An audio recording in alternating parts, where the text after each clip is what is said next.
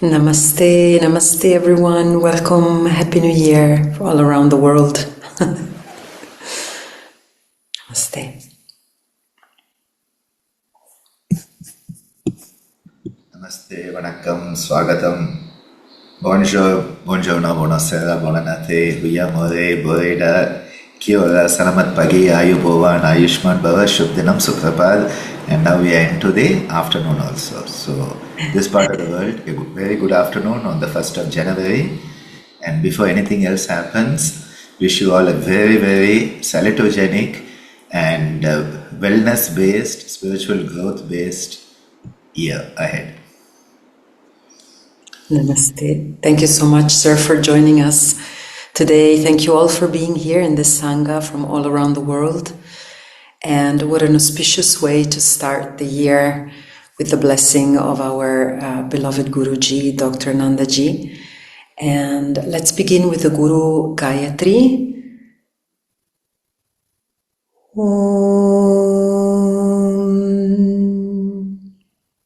Tatparam paryaya vidmahe jnanalingeshwaraya dhimahi tanno guru prachodayat. Om Yoga Maharishi Dr. Swami Gitananda Giri Guru Maharaj ki Jai. Om Puduvai Kalaimamani Puduvai Shakti Yogacharini Meenakshi Devi Bhavanani Guru Mata ki Jai. Om Shri Gurubhyo Namaha Hari Om.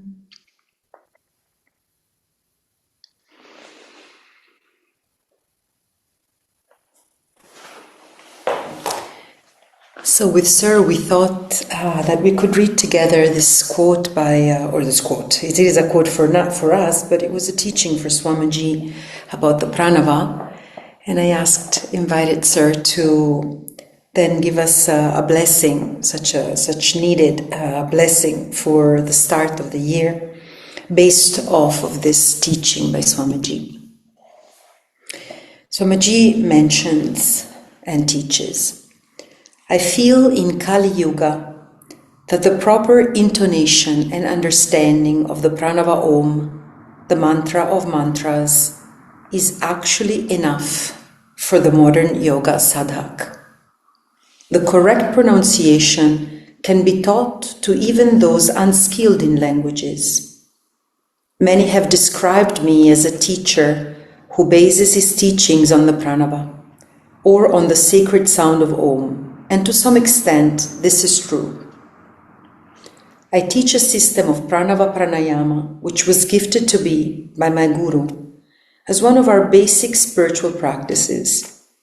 In this, we link the basic sounds of A, O, and to the breath moving in various lobes of the lungs and the hasta mudras of Chin Mudra, Chinmaya Mudra, Adi Mudra, and Maha Mudra, to help move prana into the appropriate nadis and air into the appropriate lung areas. I often remark that if my students did nothing but this pranava pranayama with dedication and intensity, with complete and pure one-pointedness of mind, they could achieve enlightenment. But of course, few take me seriously, and most, despite my warnings, use it only as a throwaway practice to open class sessions and personal sadhana. So, Sir, what would you share? Such a beautiful quote from Swamiji, and so typical of the way he used to say things. He would say this most amazing, universal teaching, and then he would tell us, and you people are good for nothing because you do nothing about what you should do.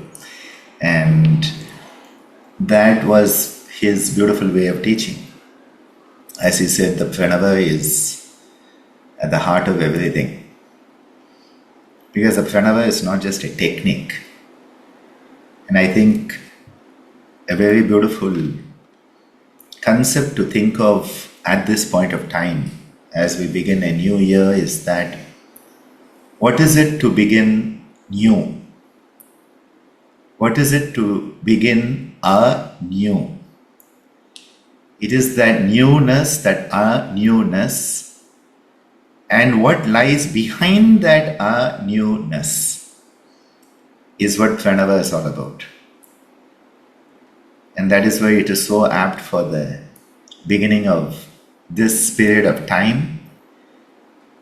And because a majority of the world celebrates it as the New Year, we also celebrate it in that way, because we Indians just need an excuse to celebrate. Give us an excuse and we'll celebrate 365 days, because we have our own set of New Years in India. Each part of India has its own New Years.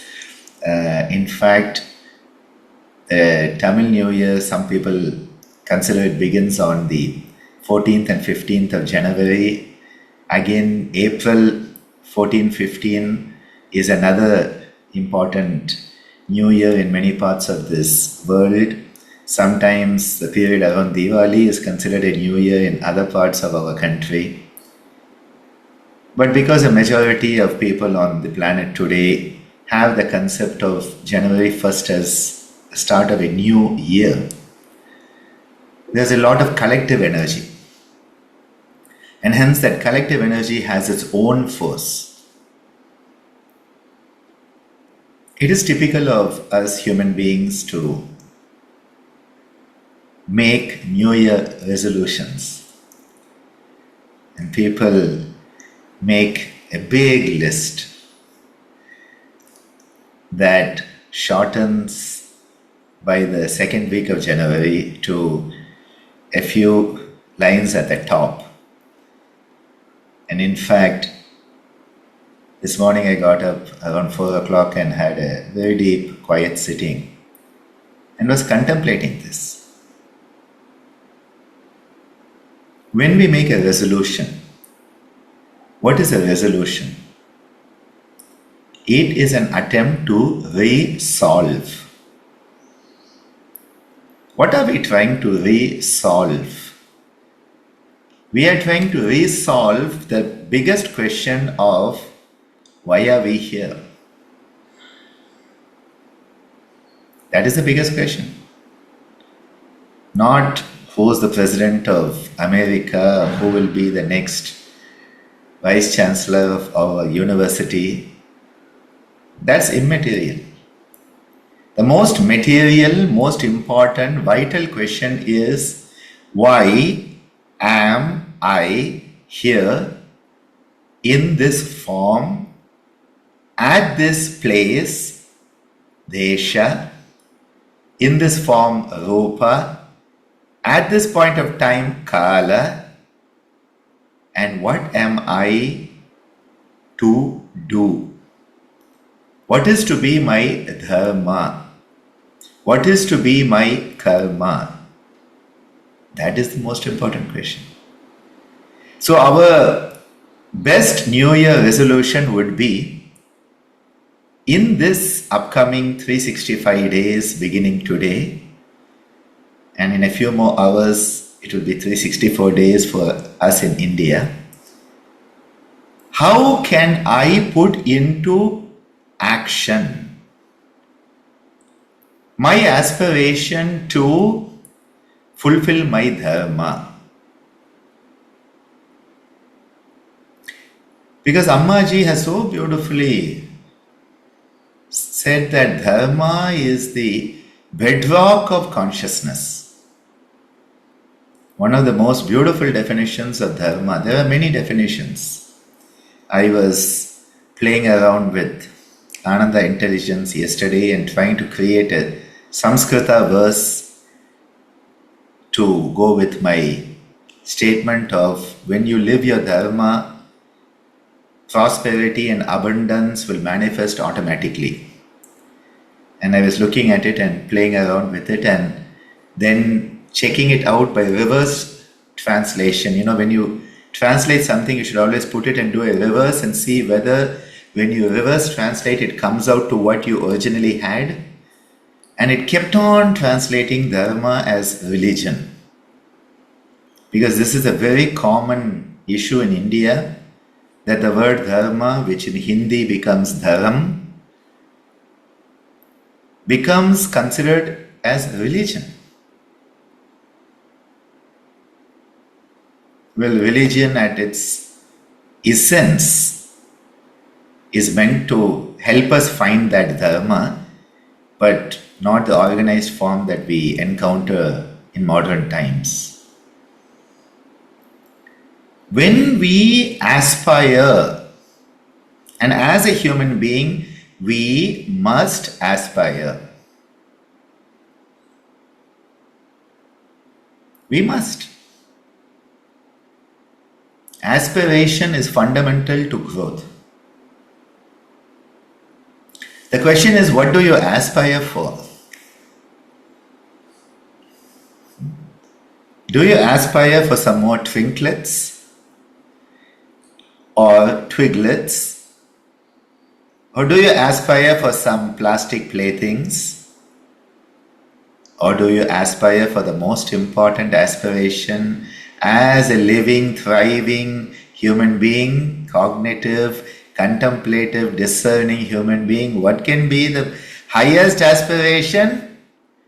Well, no prizes for guessing. Moksha, Kaivalya, Nirvana, Mukti. So if you want that moksha and you sit and do nothing about it, it's not going to happen. That is why Swamiji said, do the first things first and the rest will take care of themselves. When we attempt to manifest and live our dharma, live in tune with the universe plan for us, or our plan in the context of the universe. Because if you say the universe's plan for us, it seems like somebody else is playing a video game with us. So it is, what is our context in the bigger plan of the universe? That is our dharma. How do our pixels create the bigger picture of the universe? That is our dharma. And that aspiration that we have for moksha doesn't, and I'm going to repeat this, does not prevent us from aspiration at the material level too. We often have a tendency to think that spirituality is poverty. Spirituality is abundance.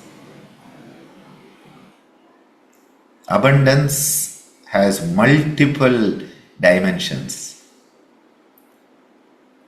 Artha and Kama are part of the sequence. And that is why in the Guru Stotra that we chant so beautifully, and this morning I had a wonderful time chanting it. It is said, Bhukti Mukti Pradatacha. The Guru gives us both the Bhukti and the Mukti. Not only Mukti. Bhukti means the material abundance. The aspirations of the material kind are also fulfilled with the grace of the Guru. Now there is a difference between aspiration, need and greed. Greed becomes parigraha, latching on like a door latch. We have an asana, pariga asana. The door hinge, the hinge asana, where you make yourself a human hinge. Pariga, parigraha, graha means to grab. That's why the grahas, the celestial influences, grab us by their power. They hold on to us. Graha. And that is why the one who holds in the hand the house is called the householder. Grahasta. Hasta of the graha. And house becomes graha because that is where you are held together. Parigraha is again not the goal, not the aspiration. But whether it be artha, Whether it be karma, whether it be moksha, it has to be based on the foundation. What is that foundation? Drida bhumi, the firm foundation of dharma. Right useness. And this is where the pranava is one of the means to eradicate the antarayas. Patanjali introduces the concept of pranava in the context of being muddled. We are muddled. We are in the mud. Muddled. Mud. Our nose is in the mud. Our whole system is in the mud. And he says you have to gain clarity. And that is where he starts off. Tasya vachakaha pranavaha. Tad japaha tadartha bhavanam. Tada pratyak chetanadikamaha. Antaraya abhavascha. That is the context of the pranava. So it is not just to feel good. Om, om, om, om, om, om, om. That's not the goal of the pranava. The goal of the pranava is to give us clarity. Why do we need clarity? Because we are muddled. We are bewildered. One of the qualities that Krishna says in the Bhagavad Gita for the person who is in Sthita Prajna. The other day I was traveling to Bangalore and Nilachal was in the back seat and we were talking of Sthita Prajna Darshanam. What are the qualities? Krishna is asked by Arjuna in the Bhagavad Gita, what does the person of Sthita Prajna look like? How do they talk? How do they walk? What do they do?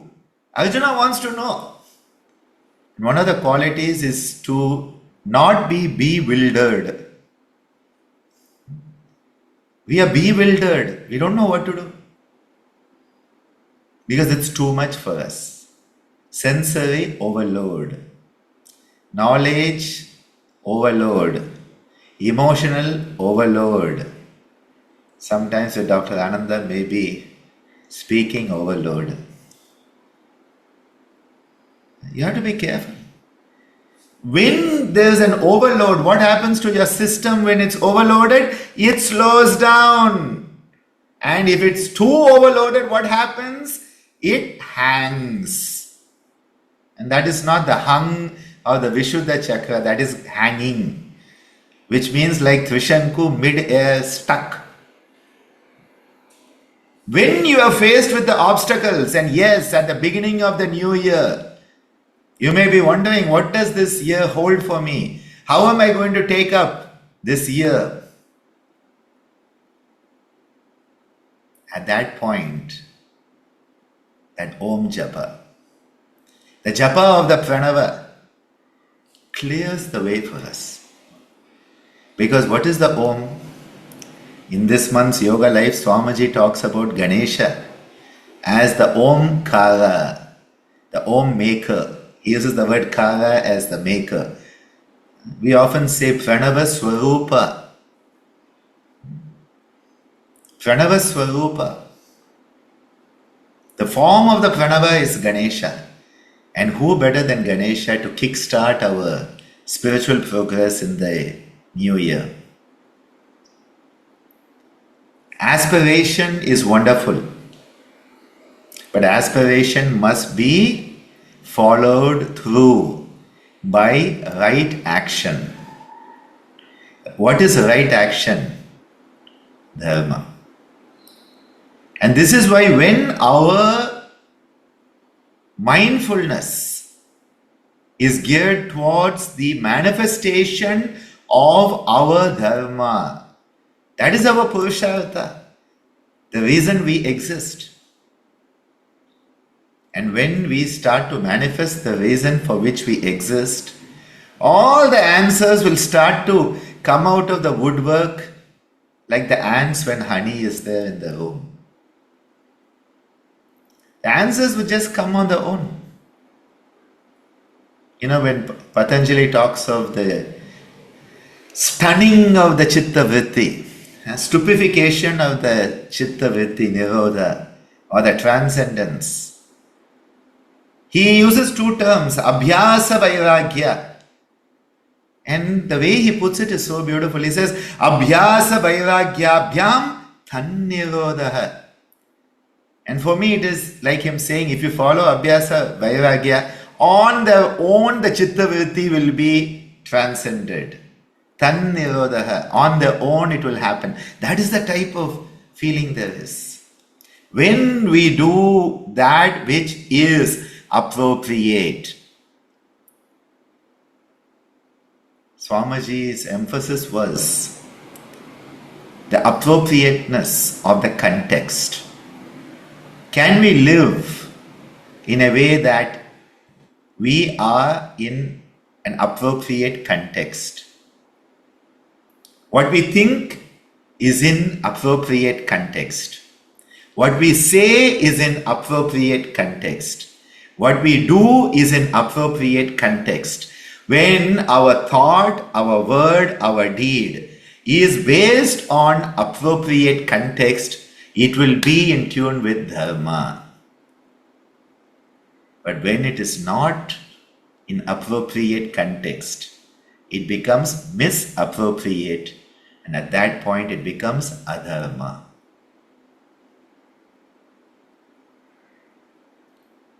This year is an opportunity for us to grow. It is an opportunity for us to realize we are not on our own in this journey. We are not here just to evolve ourselves, but we are here to walk the path with others. We are here to be a support system for those who need such a support system. You know, if you are on a yatra to Mount Kailash, Kedarnath, Badrinath, Gangotri, Yamunotri, Arunachala, wherever you may be going on a yatra. And while you are going, there are fellow travelers on that yatra. Yatra is not just a journey. Today all travel operators call their agencies yatra. Yatra is sanctified, sacred, mindful journey with higher purpose. That is a yatra. Like Patanjali says, Satkara. If it is not Satkara, it is not a yatra. You can go to Kedarnath just to make a selfie for your Instagram. It is not a yatra then. You are going to Kedarnath, but it's not a yatra anymore. What is the purpose? What is the aspiration? What is the motivation behind it? Why? But in that yatra, there are fellow travelers.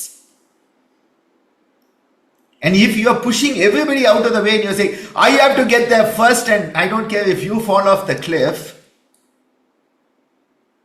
is it a yatra? You think Lord Shiva will be happy to see you when you get there? Most probably he won't do Ananda Tandava, he'll do Rudra Tandava. And the trident will come down your throat if you're not careful. Or Nandi will come and beat you up. Nandi is his henchman, beats people up. He is the doorkeeper to Shiva. And without Nandi, without Nandi's permission, you cannot get to Shiva. When you are on that journey, if you cannot be considerate to your fellow travelers, you will not make it. If you cannot support those who are on the journey with you, you will not make that journey. That journey will become tedious. That journey will become painful. That journey will become mindless, heartless. Which is why it is not about my spiritual evolution. But it is in the process of me finding myself. Can I enable others? who are on that journey to also grow and glow with me? Can I be that support system when people need me? Because if you are there when others need you, they will be there when you need them. But if you are never there for anybody, but you want everybody to be there for you, not going to happen, I'm sorry. Not going to happen. And this is why sadhana is a shared journey. That is why Sangha is so important. And to have this wonderful Sangha today, where we can all come together, contemplate the Pranava, the Om, work on it mindfully, so that the new year begins anew, afresh, with aspirations that are fueled by higher purpose, sankalpa. That is the purpose of it all. And when that happens, the divine grace of the Gurus, the divine grace of the universe will bless us all. May we temper our aspirations with compassion. May we temper our aspirations with companionship. May we temper our aspirations with understanding. May we temper our aspirations with nobility. May we temper our aspirations with a sense of greater oneness.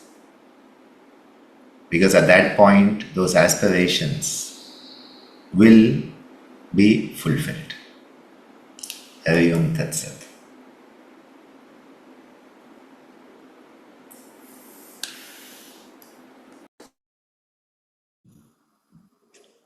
Thank you so much, sir. I think we can just sit for a few seconds to let this teaching settle in a little bit before we move on. So just let's sit quietly, concentrating on the flow of the breath, and allow the teachings to reveal themselves.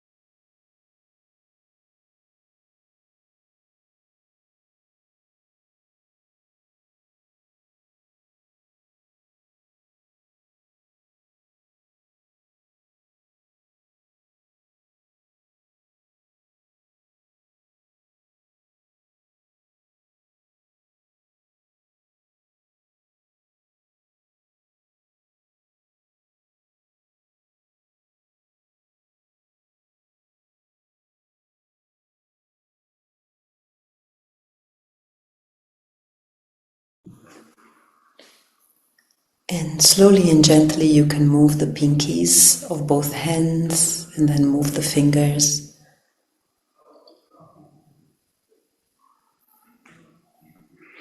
You can roll the hands.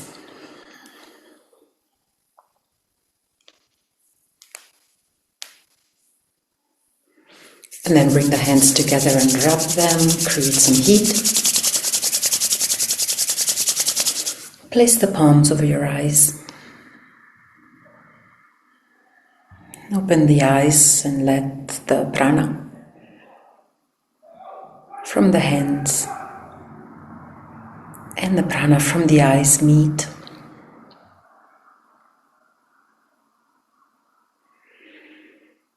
And as you're blinking the eyes, you can remove the hands slowly, bring them back to the namaskaram and then to your lap.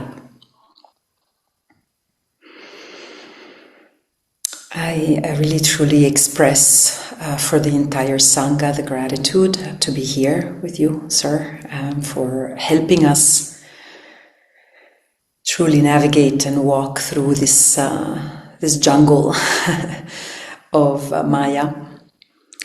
And I was thinking today about what would be most useful to me and hoped that maybe it would be useful to others as well. I think for 2026, the hope for me is to be able to really open the heart more and go beyond this fear that the personality creates. I've been struggling with it quite a bit. It keeps coming up, but it has been pretty intense over the last month, and I have been really contemplating the relationship between the rational mind and, how the personality thinks it's right and tints everything with its own perception.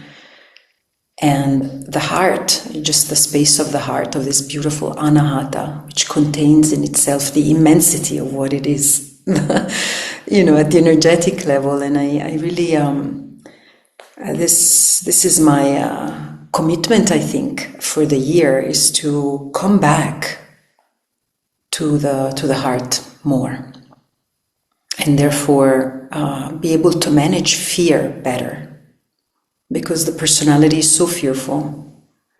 It's always fearful. So I really think, particularly for this year and the state of the world and how we're all as a humanity at this really tipping point of ascension, as you mentioned, I think there is the potential for humanity to really make a leap as a whole species. Astrologically speaking, it's also, we can see it in the Jyotish and the astrology, that there is the potential for that upgrade, but there's also so much fear because of the personality. So thank you, Guruji, for being here with us and for helping us, because this Sangha wouldn't be here without you and Amaji, Swamiji, and the family. So I would like to thank...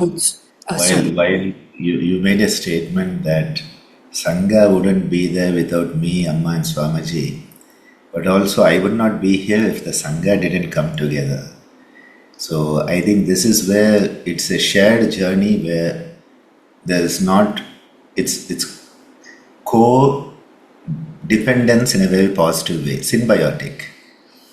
And this is where more and more I believe that in Kali Yuga, and as the times go, people have to come together, people have to bind together if we are to grow.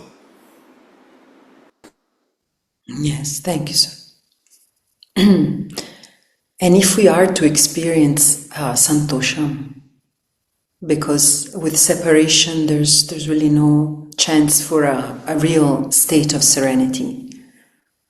It can come and go depending on what happens to us, but it won't be that Santosham that is in the teachings, for sure. Just a fleeting grasping of joy here, there. And I think it's very clear. I'm sure the people in the Sangha, because I know pretty much everyone in the Sangha, I know we're all been going through these oscillations between fear and love and being worried about what's happening. And so many people in the Sangha have also shared with me about their personal struggles.